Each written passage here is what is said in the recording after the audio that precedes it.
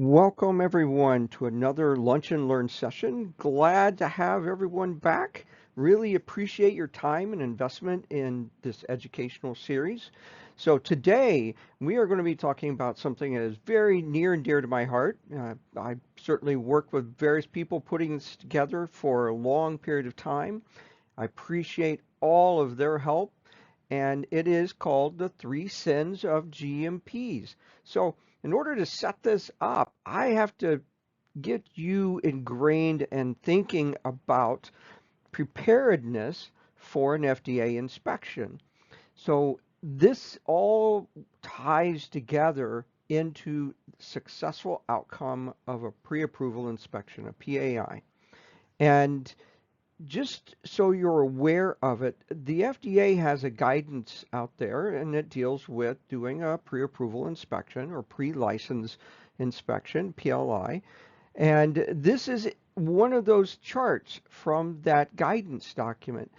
It is critical for you to have this in your mind or at your desk or in your company so that you see what it is the inspection agency is looking to confirm. So if you break this down, and again, this is not me, this is the FDA, you look at the three objectives of an inspection, a PAI. Number one objective is readiness for commercial manufacturing. Now, it could be commercial manufacturing, it could be commercial warehousing, it could be commercial testing, any of those things. It's, are you ready for commercial operations, whatever that may be? And they actually dig into this a bit more granularity. And you see the 1A, 1B stuff here.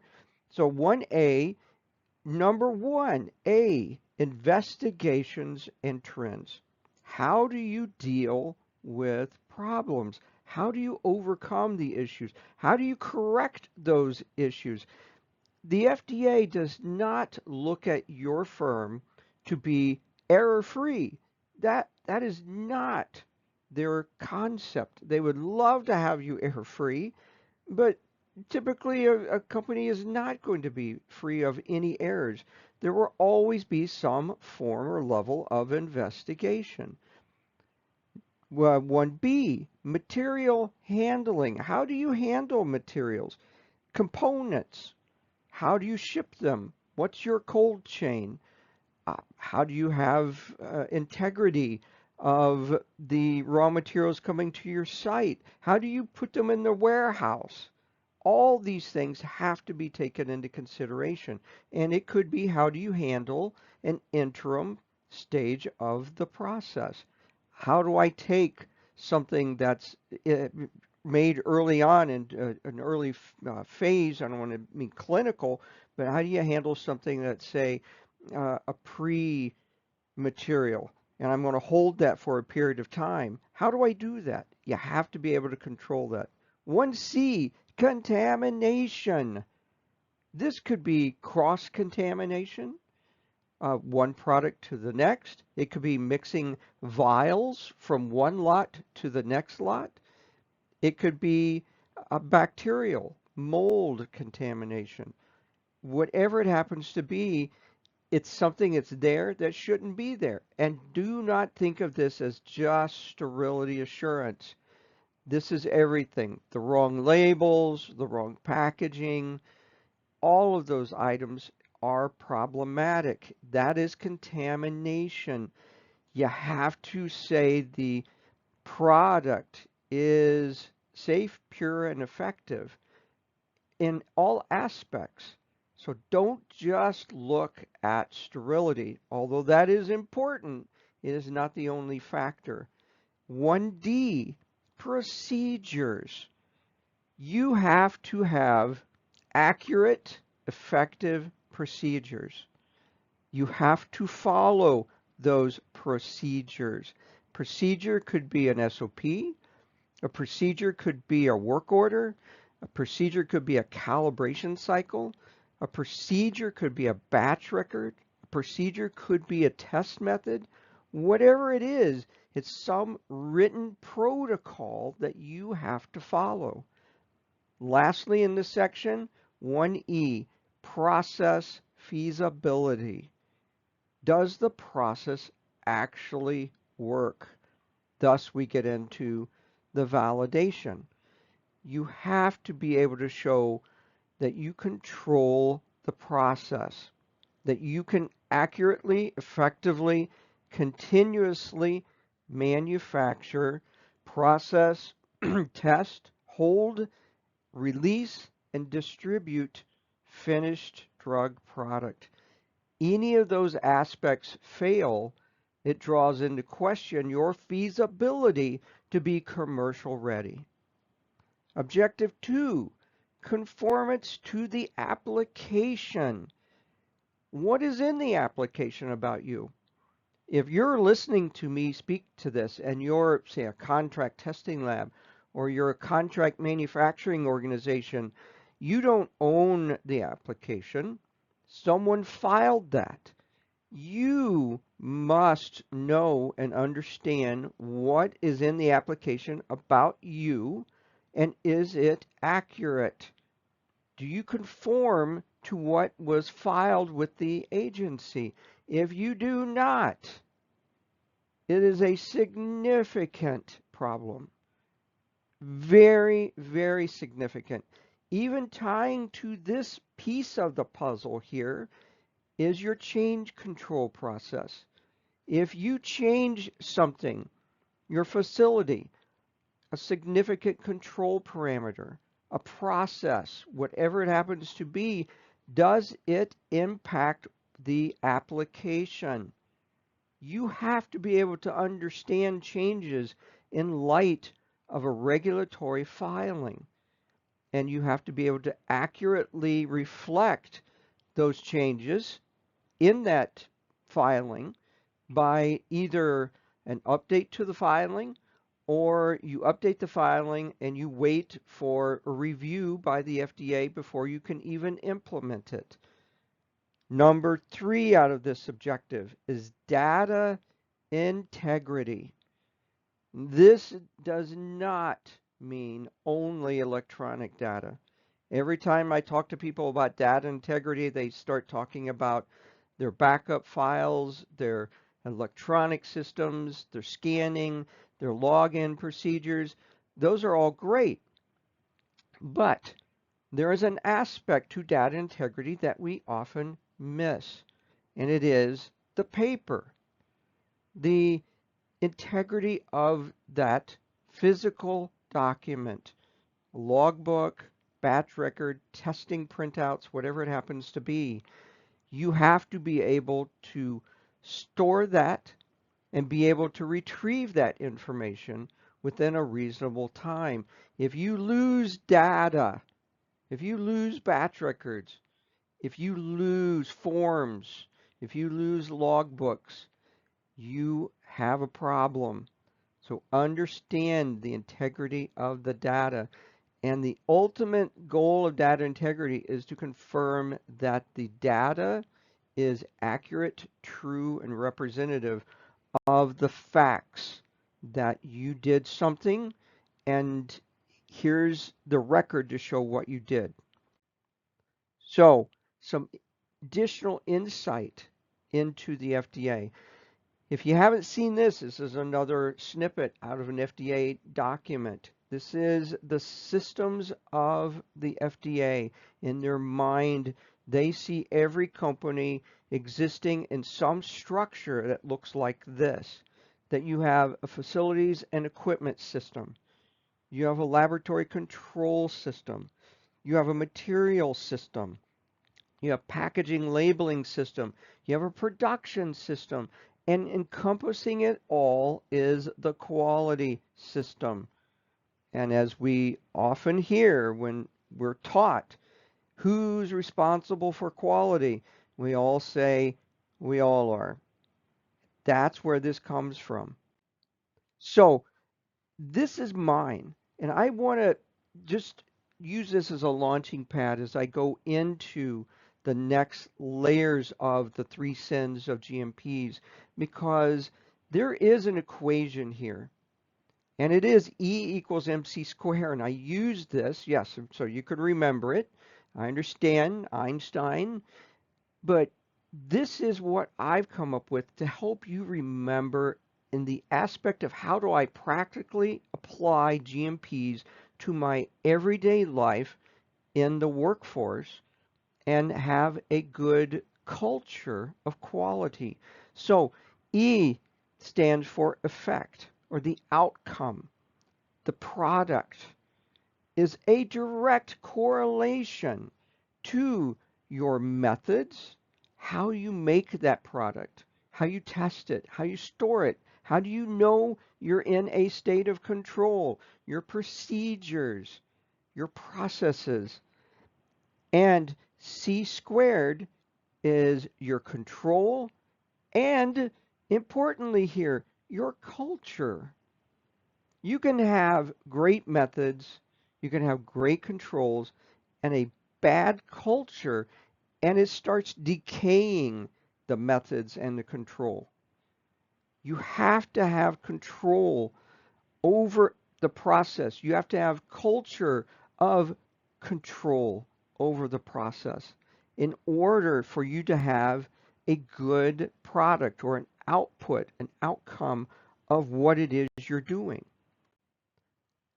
The top 10 FDA issues, if we just feed in from that equation I just gave you to these top 10 items, and this isn't anything that's changed significantly over the years. I looked at this data. I used to go through every year and put the top 10 things together, look at it. What are these things? Oh, this is great. This is great. But I tell you, I found after about 10 years, nothing really changed. They would shift positions every now and then, but the same problems consistently existed. Think of what I'm telling you. The FDA's out there, they're giving 483s. You see the 483s, you're inspected, you hear people speak on it, you read these articles, you see this stuff being spoken about with how to control your company in a GMP world, yet we constantly miss the mark. Let me go through these. Number one here, procedures. They're not in writing. You're not followed. They're not done. Number two, investigations are poor. The kappas out of those are poor. The repeating investigations over the same problem. Number three, there's an absence of written procedures. Think about 1 and 3. They're the same type of thing. Number four, scientifically sound lab controls. Number five, control procedures to monitor and validate performance are not there. Number six, written procedures not established, not followed. 1, 3, 6. And I'm going to skip down to number 10, SOPs not followed. Think about this. These are all procedures, processes, aren't there, aren't followed, are poor, badly enforced, not understood.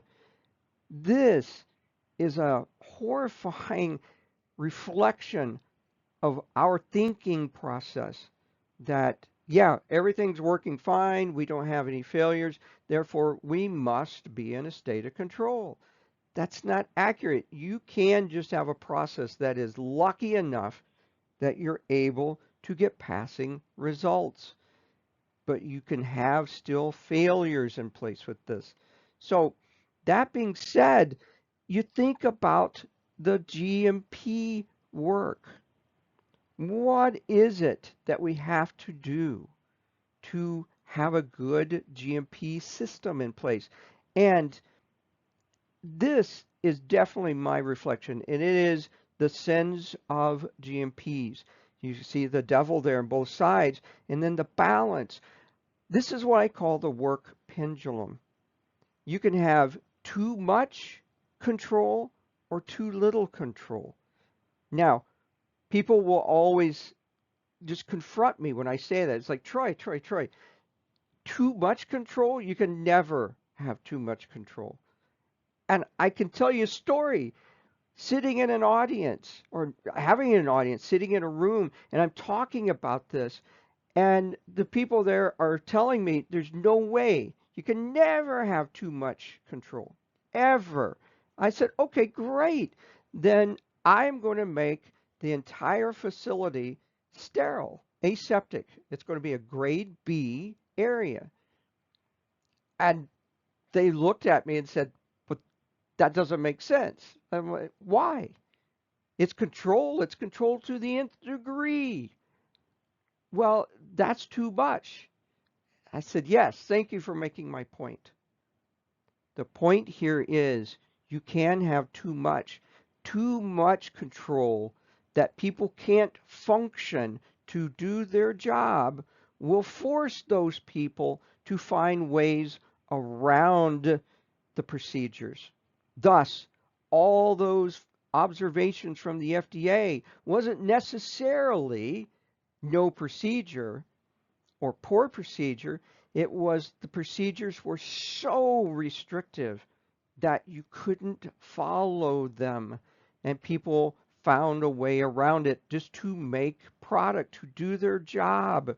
So balance in this work pendulum is doing GMPs the right way at the right time and the right amount. Think about this. You've got to strike this three-layer balance so that you can effectively come somewhere in the middle here and able to effectively implement GMPs. So the lessons from the pendulum, we do have to align on what is the right way, what is the right amount, and what is the right time. These right points must align. All of them have to come together at the right time.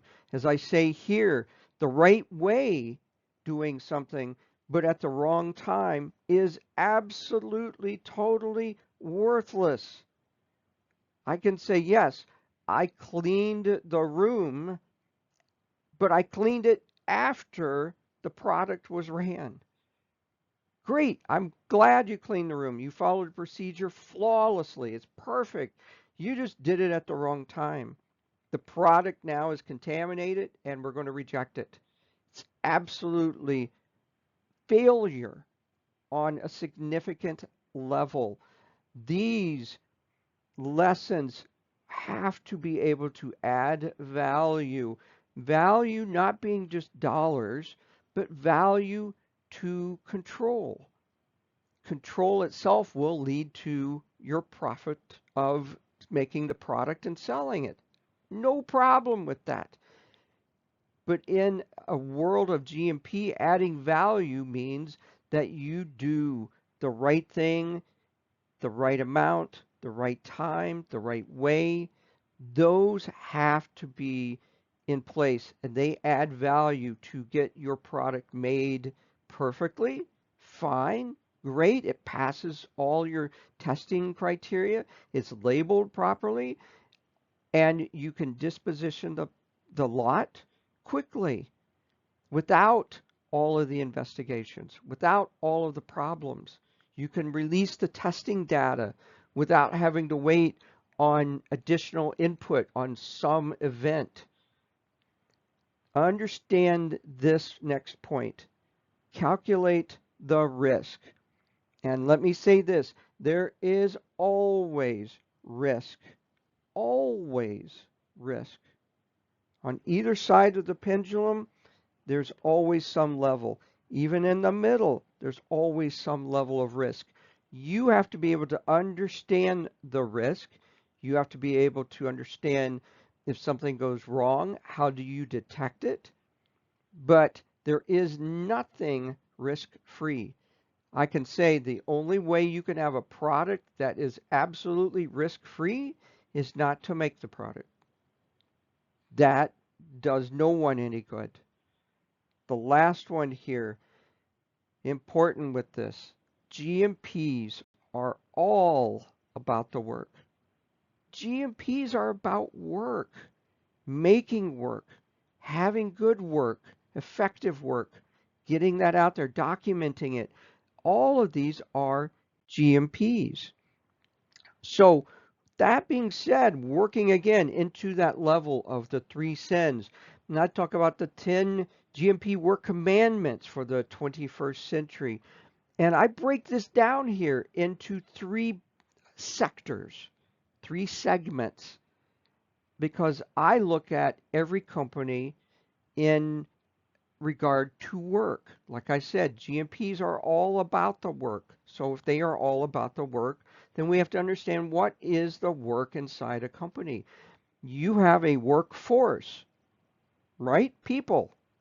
You have a work system, the processes, and you have a workplace, the building, the equipment, all those things are there making your product. All these align together.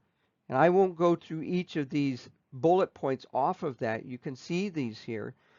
But we have to be able to understand these three work systems. And over to the left, I indicate what has to be done there. And you can see a little bit of an update that I've had with TACM called TECM. And that is train, educate, audit, coach, and mentor. That's what that stands for. You have to be able to do that with your workforce to have an effective, knowledgeable, capable workforce that's qualified and competent to do the job. You have to have the work system, which is PDSA, plan, do, study, act. You have to be able to plan to do the work. You have to be able to get the data from that, study it. You have to be able to comprehend, am I in a state of control, and be able to modify your system based upon the data. And then finally, your workplace. You have to be able to design, build, and maintain your facility, your equipment, your utilities. Are they effective? Are they designed to keep you in a state of control? These are all things that are going to be assessed during an inspection. So GMPs are all about putting in the work. And looking at this picture, you have to understand this picture was in a sterile facility. Went in, I looked at this, I thought something was leaking. No, it was actually sealed by the maintenance crew. It looked horrible. It wasn't done very well at all. So, with this in mind, I challenge you that if GMPs are all about doing the work, putting in that work, you have to understand what type of work you put in. It's not just going out and doing it. You have to be able to, again, the pendulum, do it the right way, the right amount at the right time. So, in order to do this work, you, and again, my challenge to you, do the work in a meaningful, mindful, and masterful way. Let me repeat that. You have to have meaningful work, indicating that you know what it is that has to be done with intent. How do you do that? What is it that I'm trying to resolve? What's going on? Mindful. You have to be able to think about it, look at it. I don't want a drone out there just doing work. What I want is a person who's thinking, mindful about what they're doing, understanding, taking tools inside an aseptic area may compromise the sterility of that area. How do I control that? Think about it. And then you have to execute that work in a masterful way. That is the challenge to you. Make sure the work we do is masterful. It's done in the right way, the right amount, at the right time, that adds value to the organization. So, our 3 cents, our goal here is to change your habits, to have you think differently. The 3 sins didn't come from me. This came from the FDA long ago.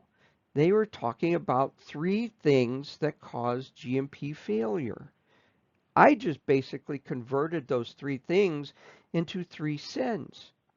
And those things are poor planning, faulty procedures, and lax supervision. Let me go through this. Poor planning. You act quickly. You don't plan on events happening. You rush things through because of poor planning or someone else's poor planning. You push on things. You force people to make changes. You don't plan for the future. Let me tell you a story of a facility. I had a call one morning about 2 o'clock in the morning that there was water running out the front door of this facility. Water running out the front door of the facility. Think about that. The disaster that occurred. Going in, the people who built the facility had to put in a water line into an area that they hadn't planned on. The facility said, the owners of the facility said, we need to have this water system over there. That's something do and do it within this budget. So they put the water system over there. It was great. The only problem is they used a water hose above the ceiling to go over to the water sink in the area that they needed this water source. Well, that was great. It was cheap. It was done quickly. Everybody was very happy, but it was poor planning. No one had ever thought that someone would put a water hose through the ceiling, and eventually, guess what? Yes, it broke, allowing a massive flow of water to come out, hitting electric panels, ceilings collapsed, walls filled with water. It was a disaster. Your faulty procedures. Think back on what the FDA top 10 item was. Poor procedures, not following those procedures, not accurate, not completely in place, not in place at all. Whatever it happens to be, you have to have effective, accurate, meaningful, mindful, masterful procedures. Number 3, lax supervision. It could be supervision that's not there. It could be supervision that doesn't know really what they're supposed to be doing, haven't been trained, coached, mentored on things. That has to be in place. You have to have good supervision in place that is meaningful, masterful, and mindful of what it is to be in a state of control, which leads to the 3 successes that you have to have intelligent planning. There are always things that come up. There are always something that happens, but you have to be able to control those things. You have to be able to maneuver, pivot, and say, what is it that I need to do to control this? You have to have robust procedures, and you have to have effective supervision, being that you're there observing things. Now, supervision doesn't mean just supervisors. That means someone there overseeing the operations. Quality on the floor is supervision of operations in a quality perspective. Do they know what they're looking at? Do they understand it? What is it that they're supposed to be doing? Those are all things that have to be considered. Supervision could also be the senior leader, the executive leader. It all gets down to, are they effective in what they do to allow a culture of quality to exist at the site? The culture and the thinking. Understanding these 3 points will help you have either success or understand why you're having problems. Number one, and again, this is all built upon a culture of quality. Number one, your thoughts, your strong thoughts with intent, with specificity of what it is you're thinking, you're focused on, leads to action, putting things into practice with the intent of being in a state of control.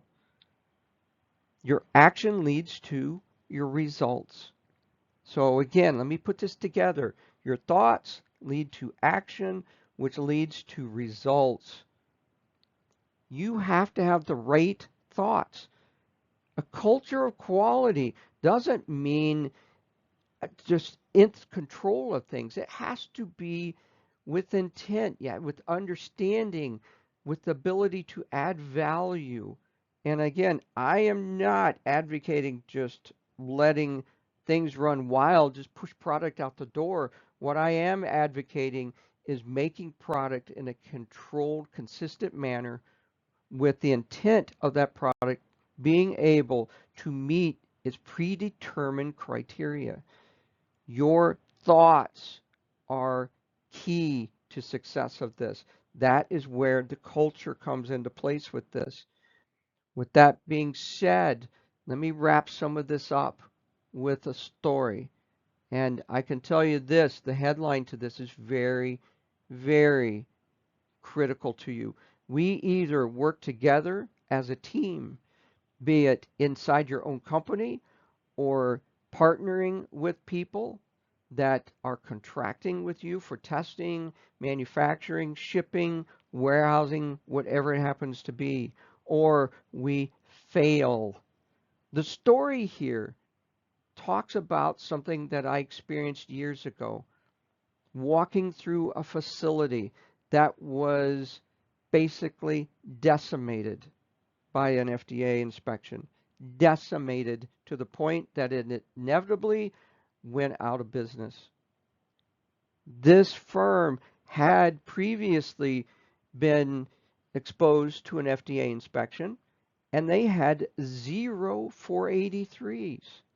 Zero. What happened with this facility? They had no focus. They were with just pure luck that no one tripped over the problems that the company was experiencing. I found at this facility a hat that said 0483s. It was ironic that within a year of that the firm would be in a consent decree. And yes, that was a significant event. What I'm saying with this is that blue highlighted section below. Our work, our output, and our culture always move in the direction of our strongest thoughts. With this company that I'm giving you the story of, their thought was purely on making money, getting product out the door, do it quickly, do it fast, do it cheap. That was everything. Yeah, they had a lot of things in place that said, yeah, quality is job one. We are quality driven. That did not reflect in their actions. So you have to be able to understand your actions are a direct reflection of your thinking, of your culture, and that has to be in alignment with the GMPs. So let me close out this session today with this statement from Deming. It is not enough to do your best. You must know what to do, why you do it, not just doing it. You have to know what has to be done, and then you do your best. Otherwise, you could be doing your best on the wrong thing. So, that being said, if you have any questions on this session, please feel free to reach out to me. I provide contact information here. More than happy to help you with anything regarding questions that you may have, some comment, concern. 100% willing to receive any feedback. So reach out to me if you have any questions. And again, thank you for attending this Lunch and Learn session. It's gone a little bit over half an hour. I just want to make sure that you are fully trained and cognizant and effective and successful in your pre-approval inspection. So with that, enjoy the rest of your lunch. Thank you very much and have a great day.